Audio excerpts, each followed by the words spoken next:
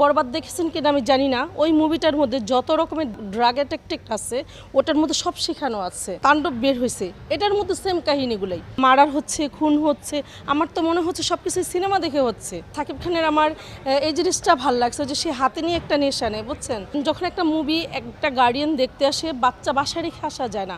আর এই মুভিগুলো যতটুকু দেখলাম আপনার হিন্দি সিনেমা থেকে কিছু কিছু কেটে কেটে কেটে কেটে করা হচ্ছে, কিন্তু দুইটা বাচ্চা আছে, বুবলির একটা অপুর, তো ওনার বাচ্চারা কিন্তু ওনাকে দেখেই শিখবে। এত মারামারি, এত গোলাগুলি, এত নেশা কেন থাকবে? একেবারে প্রথম সিনারিটা শুরুই হয় একজন টিচারকে খুন করে। কেন? ক্লাসরুমে একটা মেয়েকে কিস করে, টিচারকে শাসন করতে পারবে না? তাহলে তো স্কিল দিয়ে ওই টিচারকেই খুন করবে। ভাই, টিচার যখন শাসন করতে গেছে বরবাদে, তখন সাকিব খান টিচারকে মেরে ফেলে। তা আমার বাচ্চা তো এটাই শিখবে। সাকিব খান আমাদেরকে, নতুন জেনারেশনকে যেই মুভিগুলো উপহার দিচ্ছে, আমি সেটা ভালো মনে করতেছি না। আমি হয়তো আশা করেছিলাম ওনাকে পাবো কিনা। আমি যদি ওনাকে কখনো সামনাসামনি পাই, আমি এই কথাটাই ওনাকে বলবো।